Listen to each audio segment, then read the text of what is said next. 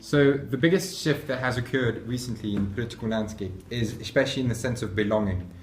During the period of the Cold War from 1945 to 1990, the sense of belonging especially was prominently linked to your ideology. So someone would say he's a capitalist, someone would say he's a communist. But what we've noticed recently is this shift towards a sense of belonging that belongs to identity. So someone's going to affiliate to their religious or ethnic or gender-based identity.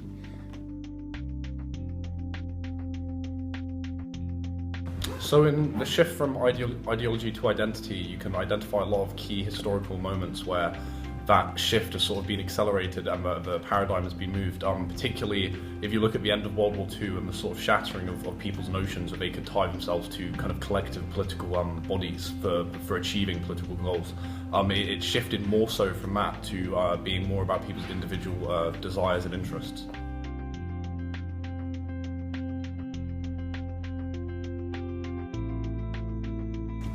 So some of the key historical events that I think have been the catalyst to this shift towards identity politics have definitely been the rise of media and social media and the emergence of digitalization, because the emergence of online politics has shifted it away from this kind of collective public sphere towards a more individualized, centered and individual focus of politics. Another reason I think has been the rise of kind of presidentialization, especially in the UK. For example, with politics like Tony Blair, he really took this kind of media angle on the role of the Prime Minister, and that shifted it towards a more image-focused and a more person-centric politics from its original forms of ideology, in particular with the free market, Thatcherism, and, for example, the traditional socialist values of the Labour Party.